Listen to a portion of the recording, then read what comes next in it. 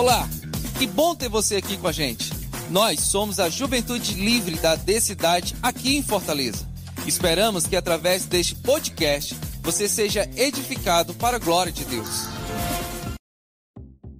E aí, Juventude Livre, eis aqui mais outro Papo Livre saindo para vocês na forma do episódio número 22. Este que vos fala é o Willy Rocha e hoje eu estou aqui mais uma vez com o nosso querido amigo e convidado Marcelo. Vou deixar você se apresentar mais uma vez pro pessoal. A paz do Senhor, Juventude Livre, tudo bem? Nem demorou tanto tempo, né, Willy? Aquele episódio sobre mordomia do tempo nos ajudou a sermos bons mordomos. Gerimos bem o tempo aqui no podcast e já trouxemos o Marcelo mais uma vez e dessa vez para falar sobre mordomia financeira. Quem o conhece associa ele muito bem à gestão de tempo, a boa mordomia financeira, glória a Deus por isso. E antes de começar eu queria fazer a pergunta de $1 milhão. Onde eu invisto meu dinheiro, Marcelo? Willy, a resposta certa é invista em conhecimento. Ele vai te render os melhores juros e os melhores frutos. Olha aí, até do trocadilho o homem faz uma resposta para edificar a nossa vida. Brincadeiras à parte, mas é exatamente sobre isso que a gente vai falar hoje, né? Não necessariamente sobre investimentos, mas os conceitos, né? Na última semana nós falamos sobre como a nossa gestão de tempo, a mordomia do tempo, ela glorifica a Deus. E eu queria trazer esse mesmo início para esse episódio de hoje, né? Gente, vamos continuar essa conversa justamente falando sobre como você ser um bom mordomo do seu dinheiro. Do seu dinheiro não, né? Do dinheiro que o Senhor lhe confiou, melhor dizendo, já que você é mordomo. No último episódio nós falamos sobre a mordomia do tempo, a gestão do tempo.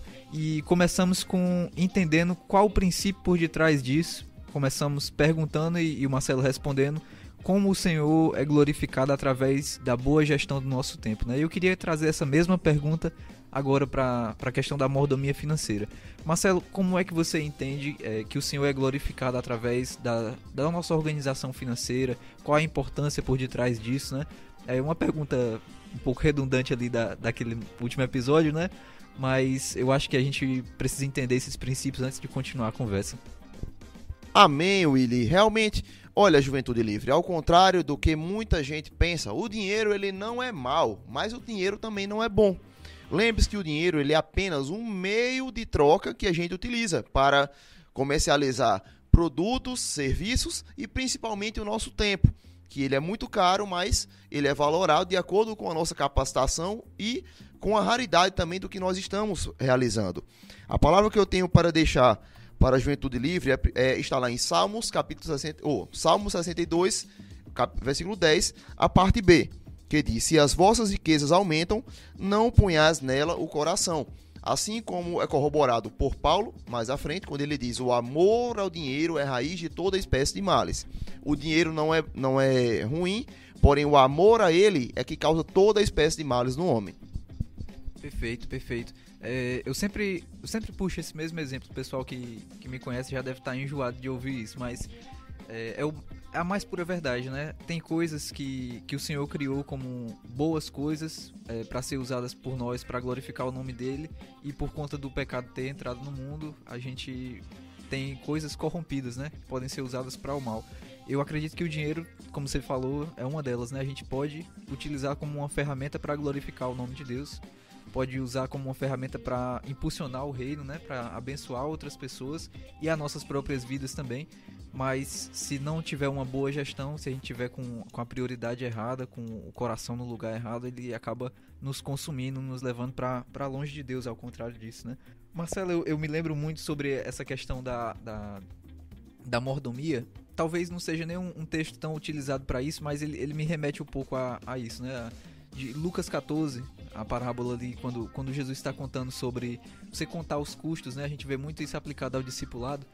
E de aquele homem que vai construir uma casa, ele deve se sentar antes para planejar, saber se ele tem como terminar, para que outras pessoas não venham e olhem a obra não edificada, não concluída dele e zombem dele, né? E o nome de Deus seja ofendido por conta disso, né? Por inferência. Mas justamente esse contar os custos, né? Da organização financeira, você saber como se organizar.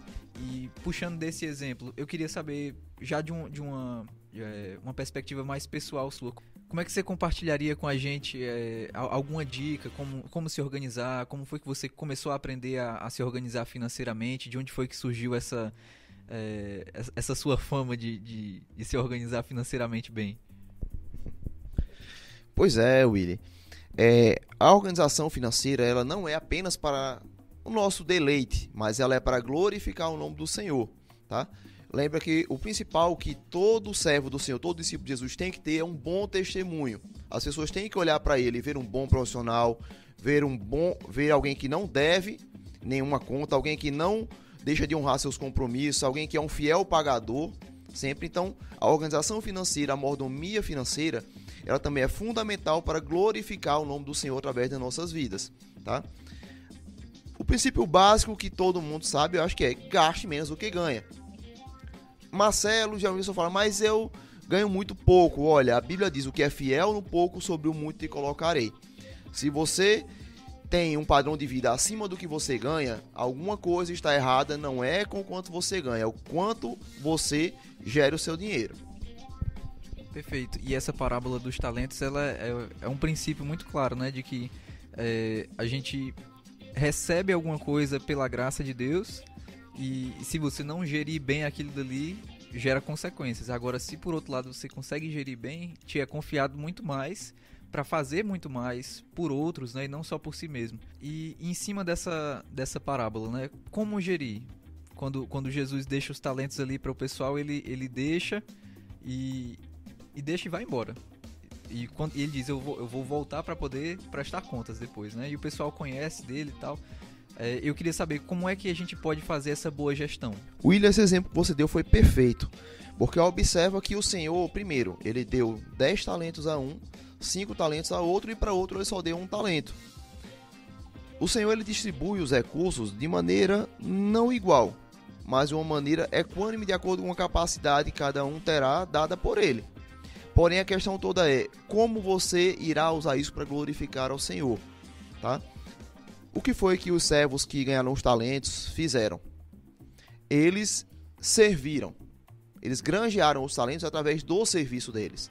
Eles não usaram de artifícios mirabolantes para granjear mais 10 talentos. Então, o princípio da mordomia financeira sempre é: sirva. Willy, o que é que um discípulo de Jesus tem que fazer? Jesus disse: nisso glorificareis o meu Pai, em que deis muito fruto. Inclusive com a gestão das nossas finanças e com os nossos recursos financeiros.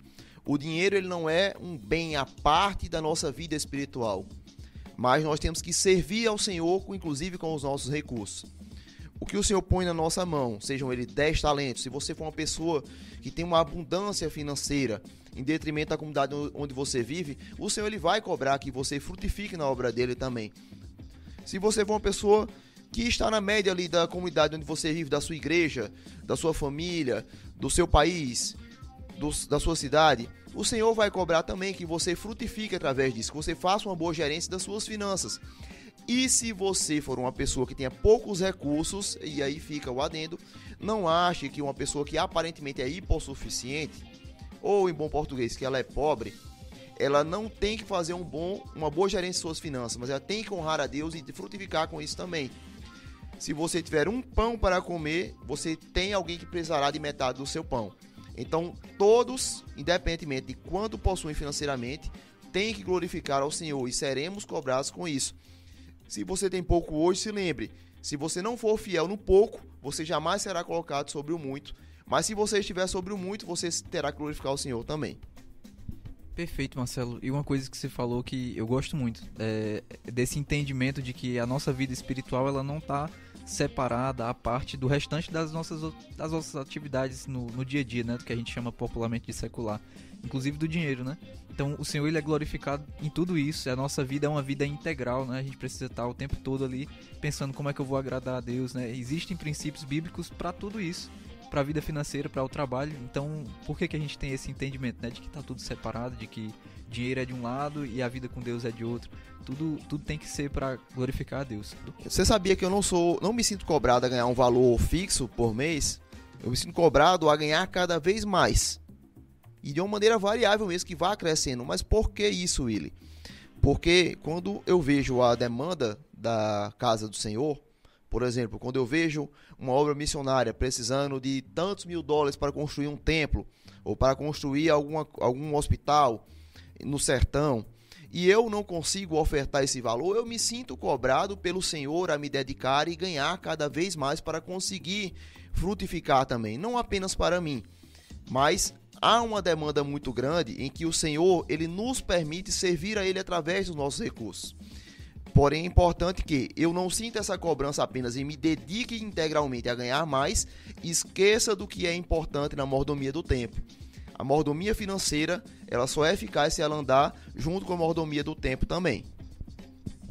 Perfeito. E tem que compreender essa integralidade da vida, né, para não deixar que o amor ao dinheiro suba a cabeça.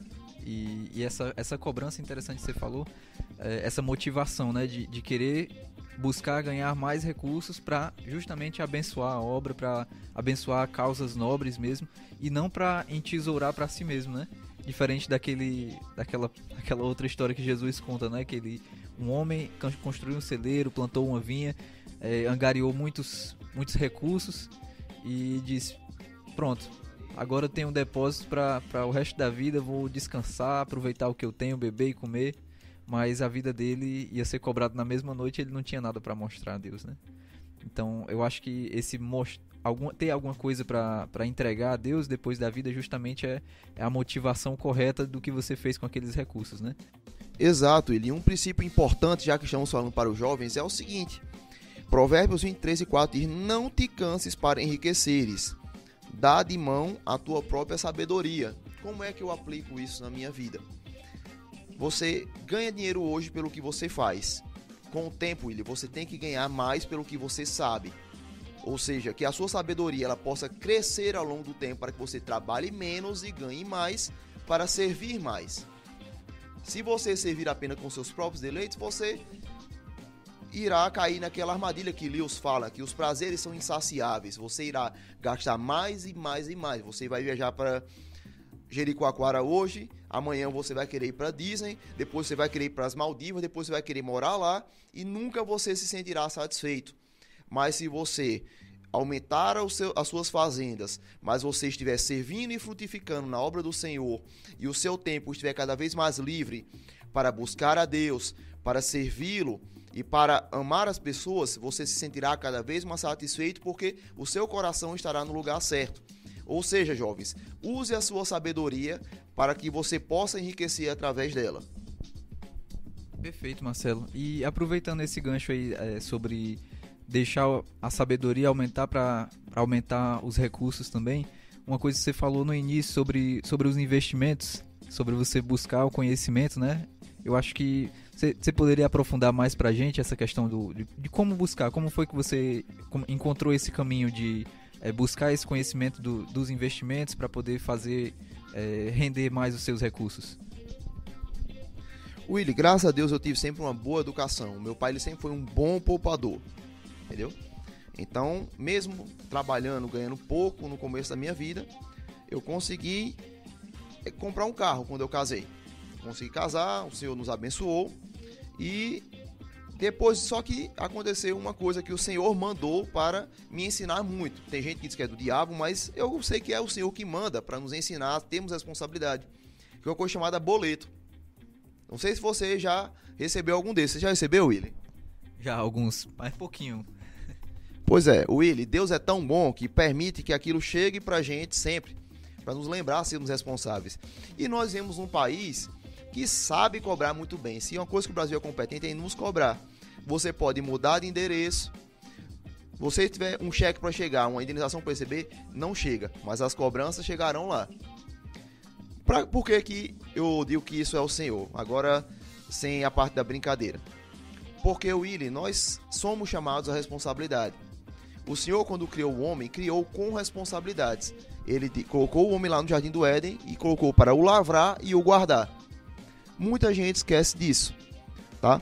O que foi que aconteceu? Eu percebi que o meu emprego, ele me garantia uma renda, mas os meus recursos, eles eram sempre gastos com muitas despesas e eu me incomodava com isso.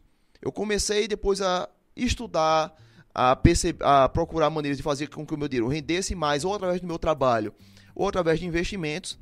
Isso começou em 2015. De lá para cá, eu pude crescer bastante nessa área.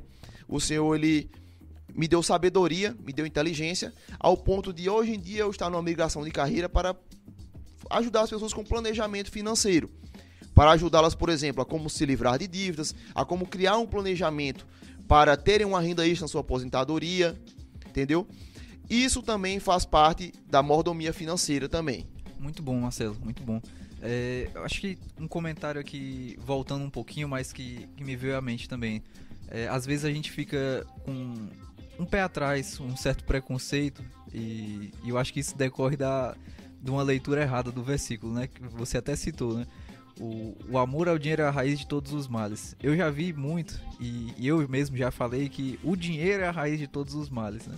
Aí nessa distorção a gente acaba distorcendo também o princípio, né?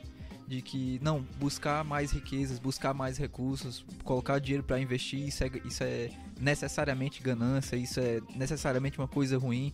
Mas, como você bem falou, e eu espero que isso esteja desconstruindo a mente de alguns aqui que pensem dessa forma, buscar esses recursos é justamente honrar o Senhor, abençoar a obra dele, né? Viver de uma forma mais tranquila para que você tenha mais tempo e consiga gerir melhor o seu tempo para passar mais tempo com o Senhor, com a família, com coisas que te levem para mais perto de Deus e que possa abençoar outras pessoas também, né? Enfim, é só esse comentário voltando porque ficou martelando aqui, né? Essa desconstrução de que buscar os recursos não é necessariamente ruim, mas uma coisa boa, né? Willy, Provérbios 10, 22 diz: a bênção do Senhor é que enriquece, e ele não acrescenta dores. Quando o coração do homem está no local certo, que é no temor ao Senhor, quer ele enriqueça muito, quer pouco, ele sempre estará fiel a Deus. Infelizmente, o que acontece? Muitas pessoas, elas põem o coração delas no lugar errado. Quantas vezes você já ouviu falar de pessoas que depois que enriqueceram, abandonaram a fé, apostataram, largaram o evangelho? Por quê? Porque o coração delas não estava no lugar certo. Eu conheço pessoas que eram muito pobres em um tempo da vida e depois foram abençoadas de uma maneira absurda. Porém, o que aconteceu quando a riqueza chegou, o coração delas estava no lugar errado. Só que nós não contemplamos isso. Às vezes nem a pessoa contempla. E o que acontece? A família se desvia, a pessoa se desvia e toda essa bênção financeira que chegou não serviu de nada, porque a pessoa está caminhando para o inferno. Um grande cuidado que eu tenho, e eu aconselho que todo jovem tenha, é, antes de você procurar enriquecer, firme o seu coração no Senhor. A mordomia financeira, ela é importantíssima. Porque, por exemplo, nós enfrentamos, acho que, o pior período da vida de algumas pessoas, que foi o período da pandemia. Durante o período da pandemia, Willy, Deus nos permitiu abençoar muitas pessoas, cuidar de algumas famílias. E nós vimos que fomos instrumentos do Senhor durante isso. E mais uma pergunta, já que a gente está falando sobre princípios, né, desde o início aqui, falando de princípios desde o princípio, perdão. Mas qual seria um princípio para a gente aplicar e fazer frutificar mais, multiplicar os recursos nesse? Lembra que a bênção do Senhor enriquece e ele não acrescenta dores? O que foi que Jesus falou sobre aquele que quer ser o maior? Que seja o pequeno, o servo, o menor de todos. Exato. Quem quer ser líder tem que servir. Quem quer ser o maior, faça o menor de todos. Qual é o principal princípio para você ser abençoado assim de maneira financeira sem que isso leve seu coração para o lugar certo? Sirva. Observe, todos os que enriquecem, eles servem à sociedade de alguma forma. Eles encontram uma necessidade e suprem essa necessidade oferecendo esse serviço. Seja através de um produto, através de um serviço propriamente dito, através de alguma oportunidade. Um outro princípio que o cristão deve levar sempre é o princípio da honra. Não deixe jamais de honrar aqueles que estão acima de você. Lembre que Davi, antes de se tornar rei, antes de ser abençoado, ele honrou a Saul. Tá? Nunca passe por cima de ninguém. Sempre confie no Senhor e faça a sua parte. William, uma coisa que nós temos claro aqui é o seguinte. Muitas vezes, o Senhor, ele nos mostra o nosso destino através de uma profecia, através de uma visão. E algumas pessoas têm profecias muito altas, ou têm sonhos muito altos. Porém, já reparou que o Senhor nunca revela o processo pra gente? Por quê? Porque o processo ele vem para nos gerar maturidade, para que o nosso coração não saia do lugar certo. E, Willy, nós somos falhos. Infelizmente, nós somos pecadores. Nós temos o coração sempre que quer nos levar para cumprir a concupiscência dos olhos, a concupiscência da carne. Jovens, concupiscência é o desejo desenfreado dos olhos, desejo desenfreado da carne, as tentações. Porém, o que acontece? O Senhor é tão misericordioso que Ele nos prova.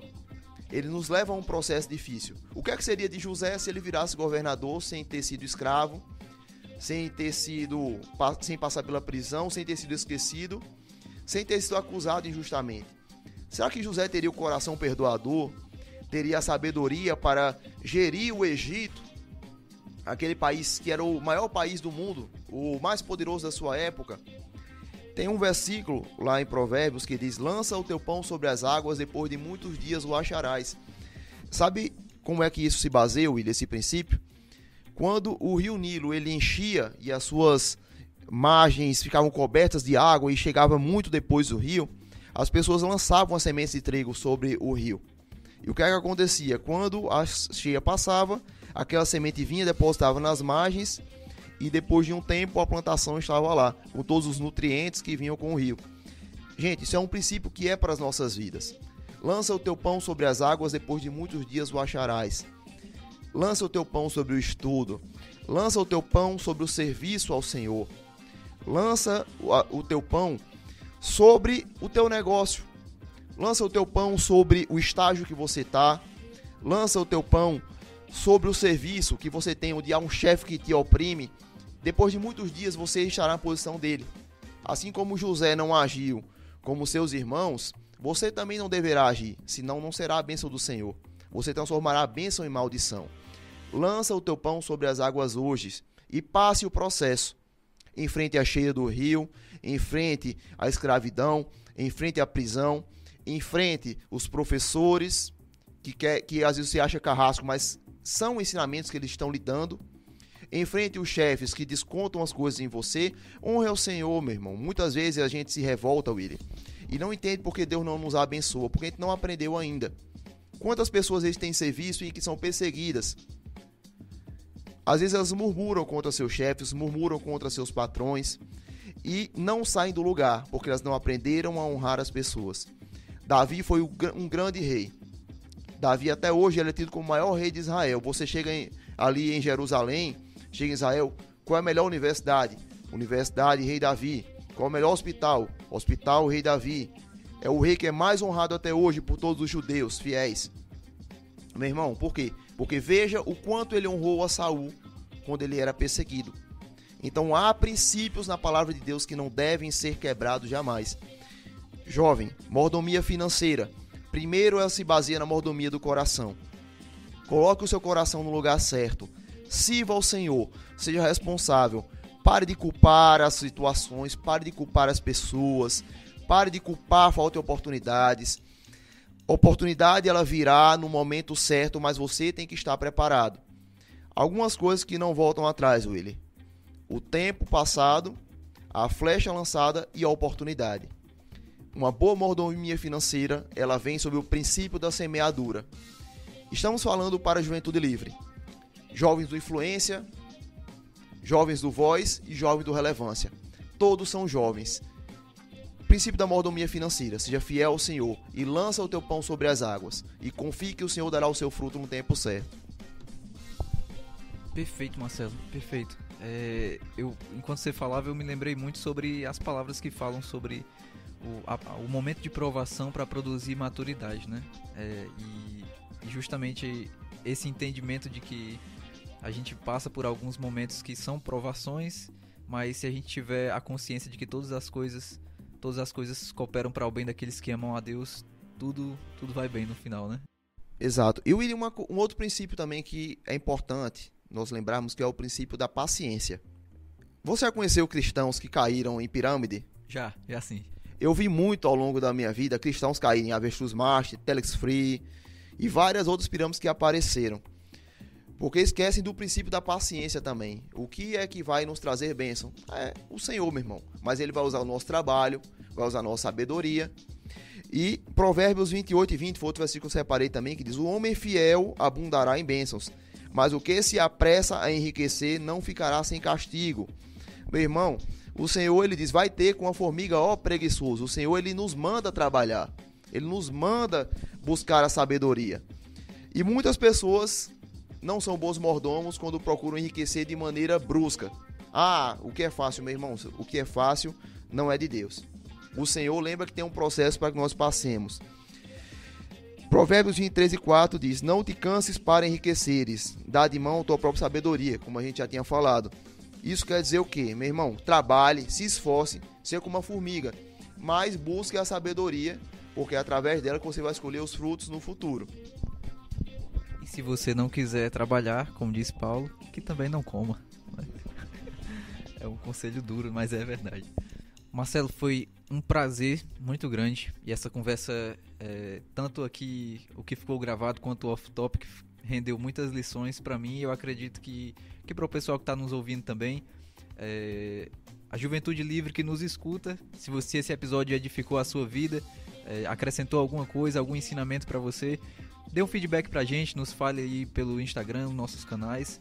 Compartilhe esse episódio com algum amigo, com alguém que você sabe que vai ouvir e aprender muito também. Marcelo, você tem alguma dica final para deixar pra gente? Se tiver alguma coisa para acrescentar? Amém, valeu, Willy. Para os jovens, eu digo, busquem educação financeira. A hora de aprender enquanto você é novo. Leiam a Bíblia, façam um crawl e me procure, se você quiser, alguns livros extras para eu indicar para você ler. Sirva ao Senhor, não esqueça de ser fiel. E não esqueça, o Senhor vai exigir de você fidelidade em todas as áreas da sua vida. Seja um bom mordomo financeiro a partir de hoje. Quer você ganhe mesada, quer você trabalhe, seja fiel ao Senhor. E dê fruto sempre. Você é um discípulo de Jesus. Que Deus te abençoe. Amém. E arrasta pra cima pra mentoria, né, Marcelo? Tô brincando.